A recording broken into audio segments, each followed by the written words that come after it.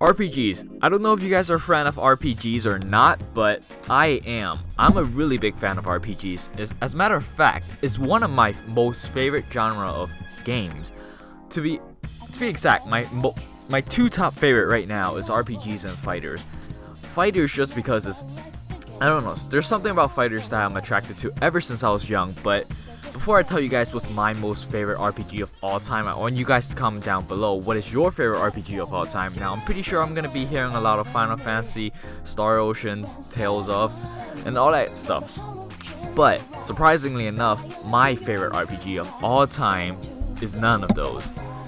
Now, I don't know how much of you guys actually heard of this game, but the reason why I'm making this video is because I guess you could say it's a sequel, but there's gonna be another game that's, you know, it's probably better if I just tell you guys the game.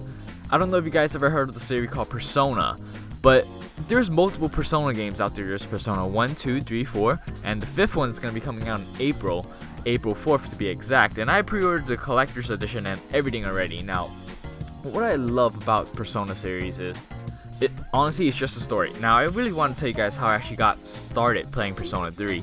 That's my first Persona game. I never played 1 and 2. I don't know why I never played 1 and 2, but I probably will within the next few weeks. But I remember clearly one summer, no, it wasn't even summer. I actually forgot when I started, but I was really bored, and I just got my PSP at the time. I had one game on it, my PSP. It was some God of War game. I forgot which one was it. I'm pretty sure it was, no, I forgot which one was it, but it was on the PSP, and that wasn't enough to satisfy my need of games back then. And back then I didn't have PS3 or anything. I had a PS2, but the only game I really had on the PS2 that was really enjoyable was Budokai Tenkaichi G3. And honestly, that game was amazing and all, but I really wanted some games on my PSP because I just got the damn thing and I wanted to play games on my PSP. So I went on the computer, I YouTube top 10 PSP games, like RPGs, like which game will last me the longest, and a lot of the list, Persona 3 Portable came up, and I was like, this game looks interesting, so I decided to download it onto my USB and then put it into my PSP. Now, if you guys don't know, I should not be telling you guys to do this because I'm pretty sure it's illegal, but I'm pretty sure a lot of people did this though, because if I remember correctly, you could bring your PSP to a store and ask the people there to actually crack the PSP for you. The thing, what I'm talking about is you could put games onto your memory stick of the PSP, and then you put the memory stick back onto your PSP, and then you can play games on your PSP. I don't know how many of you guys did that, but that's what I did with my PSP. I was really cheap back then. I didn't get any money. I don't have allowance from my parents. My parents are not rich like that, or they just don't give me money in general. So I YouTubed the best RPG to play. I downloaded it onto my memory stick and put it into my PSP, and the next thing you know, I spent ridiculous amount of hours into the game. Persona 3 Portable, guys. It was amazing. So if you guys, I'm not gonna spoil the plot for you guys, but Persona 3 is, I don't even know how to explain it. You pretty much live your life as someone else. You have to go through school, you have to go get part-time jobs, you have to raise your academics, raise your charm, courage and all that crap, and you have to make friends and take midterms, and then when it reaches midnight, you guys gotta go into the Tartarus and fight monsters like shadows. Honestly, Persona 3 has got to be one of my favorite all-time RPGs. Now, why I decided to come out with this video is because I really want to know what your guys' favorite RPG is. So I'm expecting a lot of stuff already, but I'm really interested in knowing what your favorite RPG is.